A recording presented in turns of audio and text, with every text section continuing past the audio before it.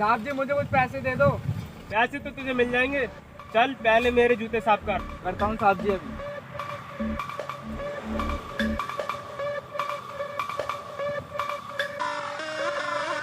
हो गए साहब जी। मारे भी करो।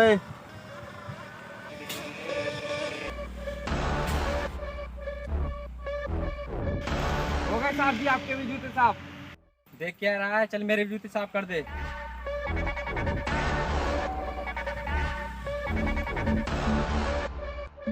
लीजिए साहब जी आपके भी हो गए जूते साफ। अरे यार बेचारे ने बहुत मेहनत की है, इसके कुछ पैसे तो बनते हैं। चल रुक, मैं तुझे अभी देता हूँ पैसे। अरे साहब जी 1 रुपया, मुझे क्या भिखारी समय रखा है क्या? और आपको तमीज नहीं है क्या? इतने से काम के कितने पैसे दिए जाएंगे? अबे ओए, भिखारी होकर इतनी अकड़ दिखा रहा है।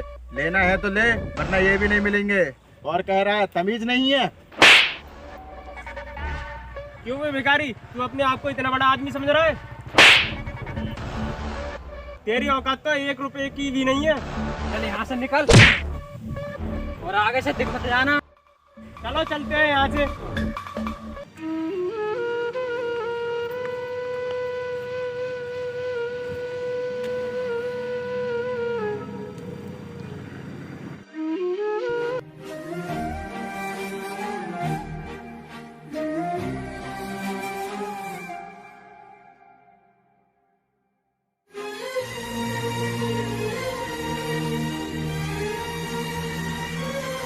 साहब जी मैं आपकी गाड़ी साफ कर दूं? हाँ छोटू कर दे।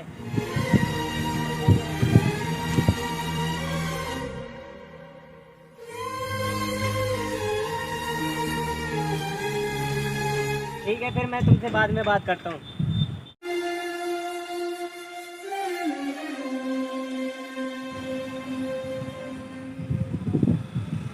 साहब जी आपकी गाड़ी साफ हो गई। तो ठीक है छोटू, ये ले पैसे। अरे साहब जी ये तो बहुत ज्यादा हैं। साहब जी मेरे काम के तो सिर्फ 10 रुपए हुए। अरे छोटू, तू तो बहुत ईमानदार है। तेरा घर कहाँ है और तेरे माँ बाप कहाँ हैं? साहब जी इस दुनिया में मेरा कोई नहीं है और मैं इसी तरह छोटा मोटा काम करके अपना पेट पालता हूँ। जिन हालातों में तू गुजर रहा है, उन हालातों में लोग चोरी करना सीख जाते हैं, लेकिन तुम तो बहुत मेहनत से काम कर रहे हो। साहब जी जब तक मेरे हाथ पैर सलामत हैं, जब तक मैं भीख नहीं मांगूंगा और देर रात पैसे कमाऊंगा। छोटू, ये जो तू काम कर रहा है ना, इससे एक वक्त का ही खाना मिल सकता है तुझे। अगर तुझे काम करने की जरूरत है तो मुझे बता, मैं दूंगा तुझे काम। साहब जी आप ही मुझे कुछ काम दिला दीजिए। छोटू, आज ही तुझे कोई काम दिला देता हूँ, लेकिन तुझे मेहनत करनी पड़ेगी। ठीक है साहब जी, मैं दिल लगाकर काम करूंगा। चलो मेरे साथ।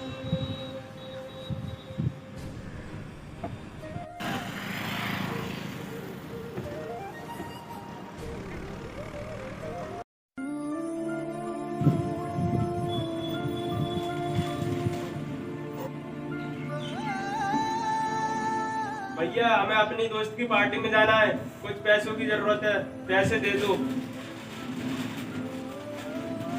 देखो अब तुम बहुत समझदार हो गए हो, अब तुम बड़े भी हो गए हो, और इन फालतू की चीजों में पैसे बर्बाद मत करो और अपनी जिम्मेदारी समझो और अपनी कंपनी संभालो।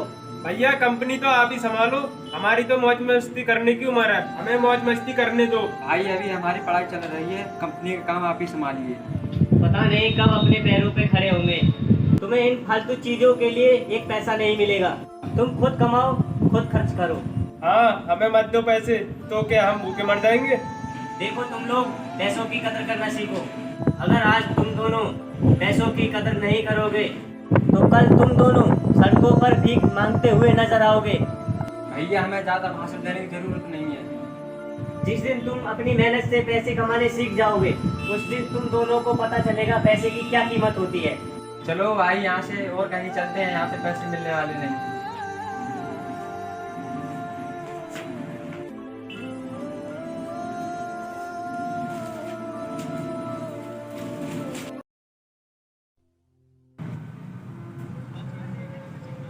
अब दोनों के दोनों बैठी रहोगे मुंह लटका कर, या कुछ बोलोगे भी?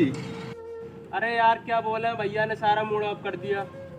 यार क्या हुआ, कुछ तो बताओ मुझे। अरे यार हमारे पास बहुत पैसा है और एक कंपनी के मालिक भी हैं, और हमारे बड़े भाई ने सारे प्रॉपर्टी पे कब्जा कर रखा है। तुम्हें अपना हक तो छीनना पड़ेगा, वरना तुम्हें कुछ नहीं मिलने वाला। ये कहते हैं कंपनी की सारी जिम्मेदारी संभालो। और ऊपर से हमारी पढ़ाई भी चल रही है, और हम कैसे संभालेंगे कंपनी? कहीं ऐसा ना हो तुम्हारे हाथ में कटोरा आ जाए। अरे बेवकूफो, ये तो अच्छी बात है ना, अभी तो खुद कह रहे हैं। नहीं, ऐसा बिल्कुल भी नहीं होने देंगे हम।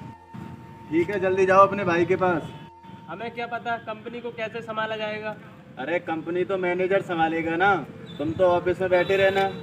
लेकिन ऐसा मैनेजर कहाँ मिलेगा? अरे यार टेंशन क्यों लेते हो, संभालूंगा कंपनी। क्या तुम लोगों को मुझ पर विश्वास नहीं है? अरे यार, ऐसी कोई बात नहीं है। चल वे छोटे, भैया से हम कहेंगे आज से कंपनी हम संभालेंगे। चलो चलते हैं।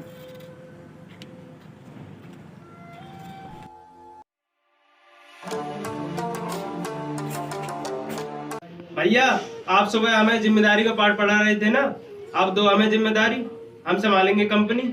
अरे छोटे, ये तो बहुत अच्छी बात है। यही तो मैं चाहता था, तुम दोनों कंपनी संभालो। चलो तो तुम्हें मैं तुम्हारा काम बताता हूँ कि तुम्हें कंपनी में क्या क्या काम करना है। हमें कुछ नहीं करना है, हमें तो कंपनी में अपना हिस्सा चाहिए, क्योंकि कंपनी को हम अपने हिसाब से चलाएंगे। अभी तुम्हें कंपनी के बारे में ज्यादा जानकारी नहीं है। पहले तुम कंपनी के बारे में सीख लो, फिर कंपनी को हैंडल करना। और कहीं ऐसा ना हो कि कंपनी को बर्बाद कर दो। बर्बाद तो आप करके बैठे हो कंपनी को, इनके हाथों में कुछ देना ही नहीं चाहते। तुम कौन होते हो? हम तीनों भाइयों के बीच में बोलने वाले। तुम्हें बीच में बोलने का कोई अधिकार नहीं है। अधिकार है भैया, क्योंकि आज से ये इस कंपनी का मैनेजर है। पागल हो गया है तू? किसी भी अनजान व्यक्ति को मैनेजर बना देगा? भैया, आप पिछले 15 सालों से मजे लेते आ रहे हो, अब वक्त हमारा है, हम भी मजे लेंगे। देखो तुम लोग मेरी बात समझने की कोशिश करो, वरना हमारी कंपनी पूरी तरीका से बर्बाद हो जाएगी। बर्बाद हो जाएगी ये कंपनी, आपके हाथों से निकल जाएगी। ऐसा कुछ भी नहीं है, ऐसा तुम बोल रहे हो। भैया, हमें आपकी कोई बात नहीं सुननी। चुपचाप ये फाइल मुझे दे दो और हमें अपना काम करने दो। लो राहुल भाई, आज से इस कंपनी को तुम संभालोगे। देखो, अगर तुमसे छोटी सी भी गलती होगी ना, तो हम पूरी तरीके से बर्बाद हो जाएंगे। बर्बाद हम नहीं, आप होंगे। अरे भाई जल्दी आओ, ऑफिस के लिए लेट हो रहे हैं। अरे भाइयों, मेरी बहुत ज्यादा तबीयत खराब है, मुझे कुछ पैसे देते जाओ, मैं अपनी दवाइयाँ ले आऊंगा। अरे भाई, इसका तो रोज का ड्रामा यही रहता है, क्यों ना इसका आज खेल खत्म कर दें? सही कहते हैं भैया, ना रहेगा बांस ना बजेगी बांसुरी। एक काम करते हैं, आज इसे घर से ही निकाल देते हैं। चल बे, चल निकल हमारे घर से। रोज रोज बीमारी का बहाना बनाकर पैसे लेते रहता है। भाइयों, मैं इस घर को छोड़कर कहाँ जाऊंगा? हमें कुछ नहीं पता, कहीं जाकर डूब मार। तो छोटे, हम ऑफिस के लिए लेट हो रहे हैं। चलो भाई।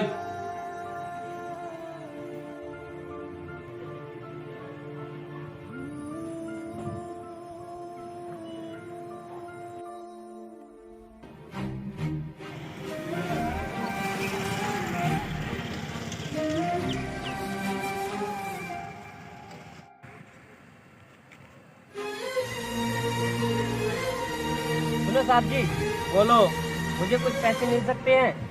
मेरी बहुत ज़्यादा तबीयत खराब है, मुझे अपनी दवाई लेनी है।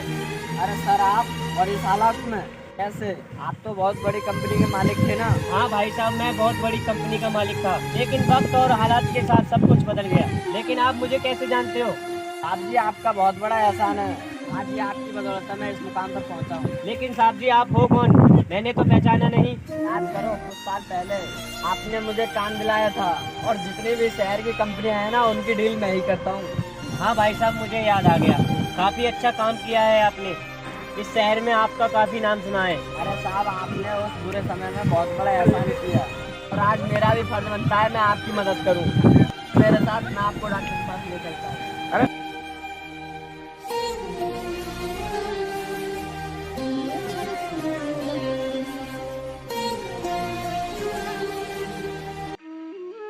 अब यार, खामोश बैठने से कुछ फायदा नहीं है।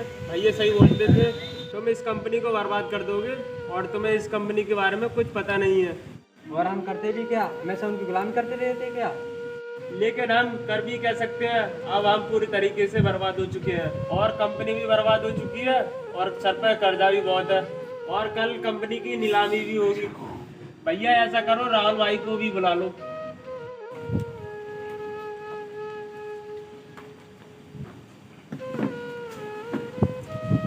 हाँ राहुल भाई, घर पर आ जा, तुझे थोड़ा काम है। हाँ ओके भाई, आता हूँ अभी। आओ बैठो भाई। हाँ भाई, किस लिए बुलाया? राहुल भाई, अब हमारे पास कितने पैसा बाकी है? अभी तक तो सिर्फ हमारे पास 15 करोड़ हुए हैं। लेकिन यार 15 करोड़ से कुछ नहीं होने वाला, बोली 20 करोड़ से शुरू होगी। जैसा कि आप सब लोगों को पता है कि ये कंपनी पूरी तरह कर्जे में बर्बाद हो चुकी है। आज इसी कारण इसी कंपनी की नीलामी होने जा रही है। आप लोगों में जो इस कंपनी को खरीदना चाहता है वो बोली लगा सकता है। 20 करोड़, 20 करोड़ एक, 20 करोड़ दो, 25 करोड़, 25 करोड़ एक, 25 करोड़ दो, 27 करोड़, 27 करोड़ एक, 27 करोड़ दो। मुझे लगता है इससे ऊंची बोली लगाने वाला कोई नहीं है, इसीलिए ये कंपनी मिस्टर राज 50 करोड़। भैया आपके पास इतना पैसा कहाँ से आया? ये लीजिए सर कंपनी के सारे कागजात। आज से ये कंपनी पूरी तरह आपकी हो चुकी है और पेमेंट आप गवर्नमेंट के अकाउंट में ट्रांसफर कर दें। ओके ठीक है सर।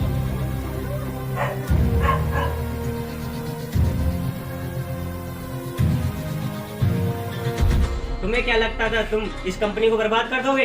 मैंने इस कंपनी को अपने दम पर खड़ा किया है और मैंने आज इसे हासिल भी कर लिया। भैया हमें माफ कर दो, हम पैसों के लालच में अंधे हो गए थे। सुनो, मुझे आज से अपना भाई कहने की जरूरत नहीं है। आज से तुम्हारा मेरा रिश्ता खत्म। ये क्या कह रहे हो भैया तुम? दूर हो जाओ तुम मेरी नजरों के सामने से। तुम जैसे नालायक और बेशरम लोगों को ऊपर वाला कभी माफ नहीं करेगा। और तुम्हें याद है बचपन में बीमार पड़ जाया करते थे तो घर पर डॉक्टरों की लाइन लग जाया करती थी, और तुम्हें इनके थोड़े से बीमार हो जाने पर तुमने इन्हें घर से धक्के मारकर बाहर निकाल दिया था। और तुम्हें शर्म आनी चाहिए दोनों भाइयों को, कहीं डूब मरो चुल्लू और पानी में जाकर। भैया हमें माफ कर दो, हम अपने किए पे बहुत शर्मिंदा हैं। लेकिन ये लड़का तो कह रहा था कि ये कंपनी को संभाल लेगा, लेकिन अब क्या हुआ? ये सब तो मैंने पैसों के लालच में आके बोल दिया था। कोई बात नहीं सर, इन लोगों को माफ कर दीजिए, आखिर में है तो आपके भाई। आप कहते हो तो मैं इन्हें माफ कर देता हूँ, लेकिन वैसे तो ये माफ करने के लायक नहीं है। बहुत बहुत धन्यवाद भैया।